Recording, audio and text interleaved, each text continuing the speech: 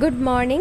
ঘড়িতে এখন মোটামুটি বাজে প্রায় 9টা বেজে গেছে। সকাল সকাল তিধাকে স্কুলে পাঠিয়ে দিয়েছি, তারপরে সমস্ত কাজকর্ম আজকে তাড়াতাড়ি কমপ্লিট করে নিয়েছি। ঘুম থেকে ওঠার পরে তো ঘরটা কেমন থাকে তোমরা জানোই, পুরো একদম চারিদিক ছিটানো মিটানো। তো সেইগুলোকে আস্তে আস্তে পরিষ্কার করতে অনেকটাই সময় লেগে যায়। তো এখানে চাদরটা পেতে নিয়েছি, আজকে চেঞ্জ করেছি চাদরটা আমি প্রত্যেক দিনই পাল্টাই, বিছানার চাদর। কারণ ছেলে এখন ভীষণ দুষ্টু হয়েছে, প্রত্যেক দিন টয়লেট করে দেয় ওই 2 দিন 3 দিন করে, মানে আগে তো তাও 3-4 দিন করে রাখা হতো, এখন আর ওয়াশিং মেশিনে কাচা হয় তো ওই জন্য ওই 1 দিন কি 2 দিন যেহেতু কাচা হচ্ছেই ওই জন্য আর কি দিয়ে দিই। তো এই যে দেখতে পাচ্ছ ঘর বারান্দা, এগুলো কিন্তু পরিষ্কার করতে অনেকটা খাটনি হয়। আর একটা কথা কি জানো তো, সাজিয়ে গুছিয়ে সংসার করাটা আমার সত্যি কথা বলতে এই 10 বছরের জীবনে আর হলো না। কারণ সাজিয়ে গুছিয়ে সংসার করাটা কেন হলো না তোমাদেরকে বলি। আমার বিয়ের পরে যখন আমি শ্বশুরবাড়িতে ছিলাম, তখন আমার শ্বশুরবাড়ির ঘরটা এতটাই ছোট ছিল যে ইচ্ছা থাকলেও আমি অনেক জিনিস কিনতে পারিনি, সেখানে সাজিয়ে গুজিয়ে জায়গার অভাবে আমি রাখতে পারিনি। তারপরে যখন আমি ভাড়া বাড়িতে এলাম, তো তখন মনে হয়েছিল পরিপাটি করে সাজিয়ে গুছিয়ে সংসার করব, কিন্তু তোমাদের দাদাভাই বলল কি করবে এত পর্দা টর্দা এটা ওটা কিনে এখানকার ঘরের ম্যাচিনে সমস্ত কিছু সাজিয়ে গুছিয়ে, কারণ খুব তাড়াতাড়ি আমরা বাড়িতে হাত দেবো আর 1 বছরের মধ্যে আমাদের বাড়িতে উঠেই পড়বো, তো তখন তুমি তোমার মনের মতো করে সাজিয়ে নিও। তো সেই জন্য আর হলো না। এদিকে গল্প করতে করতে দেখো আমার ছেলেটাকেও ঘুম পাড়িয়ে দিয়েছি। তো চলো স্নানটা করে আগে পুজোটা করে নিই, কারণ আজকে রিঙ্কিদেরকে আমি খাওয়ার নিমন্ত্রণ করেছিলাম আমাদের বাড়িতে, ওর বরকে আর ওকে। তো রান্নার একটা প্রিপারেশান আছে, সেই জন্য আর তেমনভাবে কোনো ভিডিও শ্যুট করতে পারিনি, কয়েকটা ক্লিপ দিয়ে রেখেছিলাম, সেটাই আর কি তোমাদের সঙ্গে শেয়ার করব। তো একদম প্লেন রান্নাবান্না, কাতলা মাছের মাথা দিয়ে মুগের ডাল করেছিলাম, চিকেন কষা, আলু পটল চিংড়ি করেছিলাম, আর পটল ভাজা করেছিলাম, আলু ভাজা করেছিলাম, পাবদা মাছ, নর্মাল একটা যাই হোক ছিল, সেটা লাস্টে তোমাদেরকে আমি দেখিয়ে দেব। এবার তোমাদেরকে বলি, তারপরে তো আমাদের শর্মাপাড়ার জায়গাতে ঘর করা হলো না। তারপরে এই হচ্ছে করতে করতে না আমার তখন কেমন যেন একটা অস্থায়ী জীবন হয়ে গেল। কোথাও মনে হচ্ছিল বরের সাথে আবার চলে যায়, আবার কোথাও মনে হচ্ছিল এই জিনিসপত্র, খাট কিনেছি, শোকেস কিনেছি, এগুলো রাখবো কোথায়, শ্বশুরবাড়ি না ফিরে যেতে এগুলো রাখার জায়গা আছে, না বাপের বাড়ি রাখতে পারবো, মানে কেমন যেন এলোমেলো তখন লাগছিল সমস্ত কিছু। তো তারপর থেকে না কোনো সংসারের জিনিসই আমি কিনিনি, মানে কোথাও গিয়ে মনে হচ্ছিল না আর সংসারে যতদিন নিজের একটা স্থায়ী ঠিকানা না হবে ততদিন কিনবো না। তো যাই হোক, বহু বছর অপেক্ষা করার পরে আমার একটা বাড়ি মানে হবে হবে ভাব, এখনও হয়নি, জানি না কবে কমপ্লিট হবে। তো ভগবান যদি দিন দেয় সত্যি নিজের মতো করে সাজাবো গোছাবো। তো এদিকে দেখো ডালটা হয়ে গেছে, চিংড়ি মাছ ভেজে রেখেছি, আলু পটল চিংড়ির আলু ভেজে রেখেছি। তো মাঝে অনেকটা টাইম কেটে গেছে, সমস্ত রান্নাবান্নাও কমপ্লিট হয়ে গেছে, কিন্তু ভিডিওতে দেখানো হয়নি। তো এখন ভাত বাড়লাম বলে ভাবলাম সব মেনুগুলো একবার তোমাদেরকে দেখিয়ে দিই। তো এই যে পরপর সাজিয়ে নিয়েছি, চাটনি, পাবদা মাছ, চিকেন, আলু পটল চিংড়ি, ডাল, পটল ভাজা, আলু ভাজা, এই ছিল একদম সিম্পল সাদামাটা মেনু।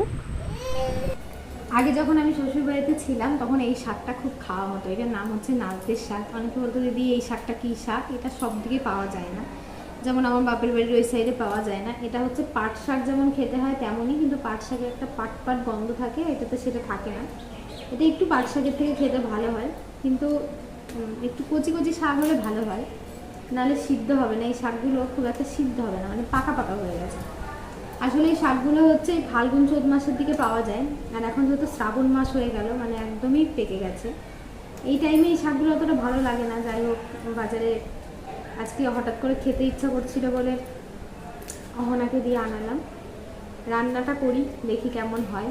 আগে তো প্রত্যেক দিন আমার মেনুতে এইটা থাকতোই, আমার মেয়ে ছোটোবেলায় খুব ভালোবাসতো আলু সিদ্ধ দিয়ে নারকেল শাক খেতে। তো আজকে ভাবছি রেসিপিতে কালকেকার চিকেন কষা অনেকটা রয়ে গেছে, তো আজকে ভাবছি আলু সিদ্ধ আর হচ্ছে ইয়ে করবো, এই নালতের শাক আর কালকেকার চিকেন কষা, এটা দিয়েই চালিয়ে দেবো।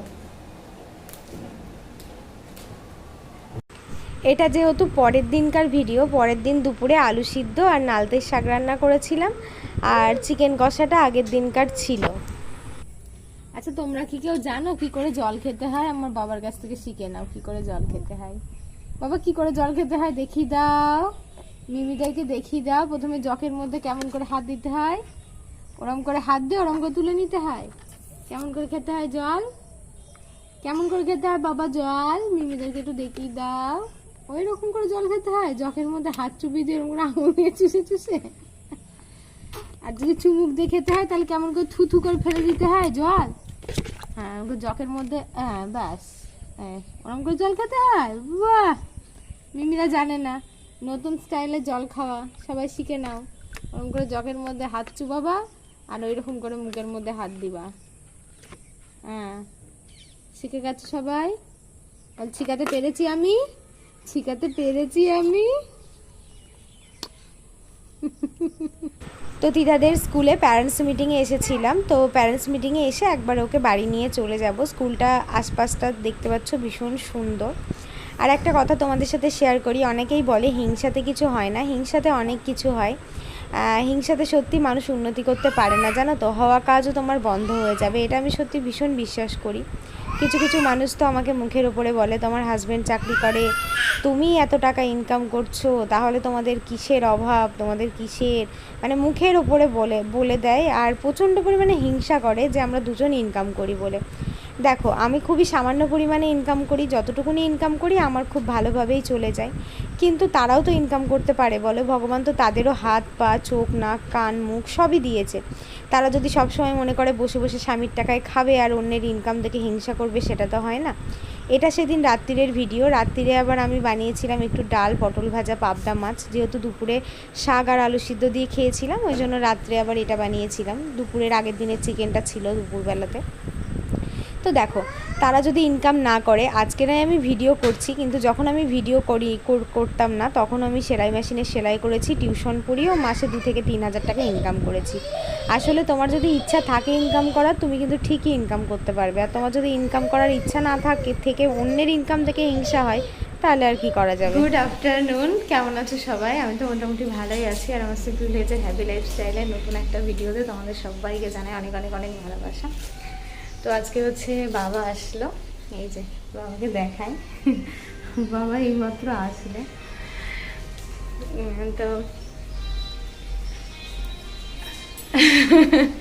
বাবাকে দেখে আমার আর কি মানে মনটা এত খুশি হয়ে গেছে না, কি বলবো, মানে মনে হচ্ছে না সত্যি, মানে বাবাকে দেখেই মনে হচ্ছে আমার যেন কত কষ্ট যে কমে গেল, বলে বোঝাতে পারবো না তোমাদেরকে।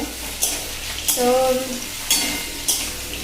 আজকে রান্না করছি সয়াবিন দিয়ে, আলু দিয়ে, পটল দিয়ে তরকারি। আর বাবা ব্যাগের মধ্যে করে কিছু পুতুল নিয়ে এসছে। তো এই হচ্ছে ব্যাপার।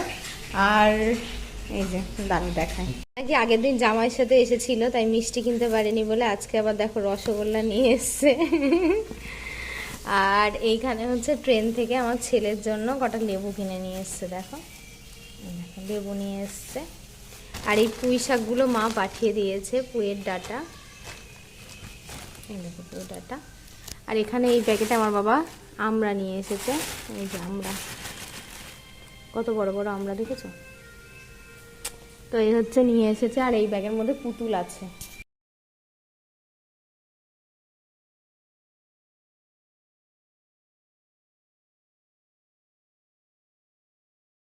কি বলছো? এখানে আসো দেখি, কি প্রবলেমটা অ্যাকচুয়ালি কি হয়েছে, কি করলে তোমার চাকরিটা হতো শুনি আগে। তুমি যে চাকরির কথা বলছো,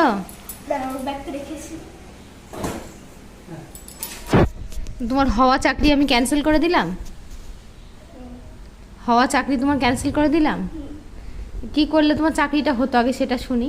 না, একটু দূরে সরে যাও, দূরে গিয়ে বলো, আমি দেখতে পাচ্ছি না। একটা সার্টিফিকেট পাওয়া যায়, কি বলে, বুলবুল থেকে যায়, এবার দার্জিলিং এ আছে 4-5 দিন থাকছে, তাই বুলবুল থেকে অনেক জিনিস হয়, মানে তোমার হচ্ছে নাচ হয়, গান হয়, সবকিছু হয়।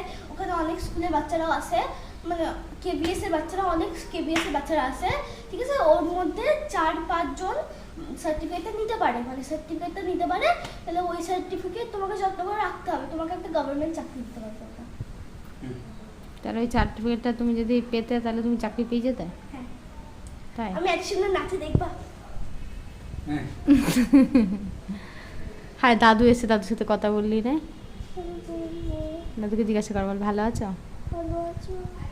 ওরকম করে বললে দাদু বুঝতে পারবে। পিছনে পিছিয়ে যা, দাদুকে জিজ্ঞাসা কর, পিছনে পিছিয়ে গিয়ে জিজ্ঞাসা কর, দেখি তুই কেমন করে পারিস, জিজ্ঞাসা করে। ভালো আছো কিনা তুই এটাও জিজ্ঞাসা করতে পারছিস না দাদুকে? मेघा बरसो रे मेघा मेघा बरसो रे এবার তোমাদেরকে একটু বলি ডিটেলসে চাকরিটার বিষয়ে। আমার মেয়ের হওয়া চাকরি আমি হতে দিলাম না, শরীরটা খুব একটা ভালো নেই।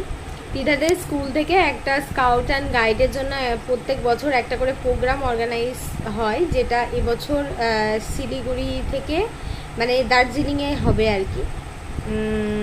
দার্জিলিংয়ে ওটা হবে।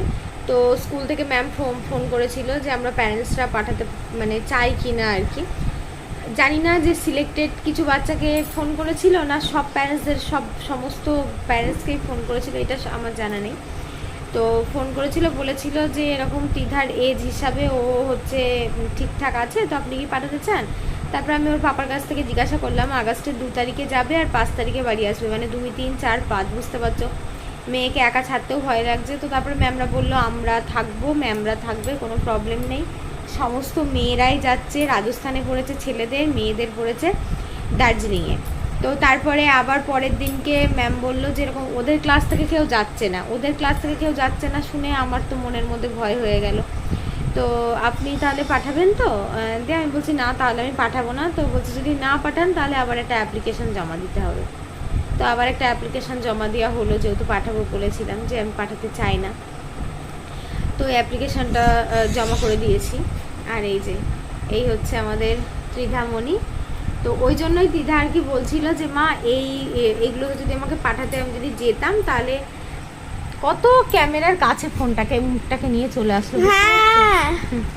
তো এখান থেকে একটা সার্টিফিকেট পাওয়া যায় যেগুলো ভবিষ্যতে চাকরির ক্ষেত্রে লাগে, তাই জন্যই আর কি মজা করে বলা হচ্ছিল ওর হওয়া চাকরি নাকি আমি হতে দিইনি।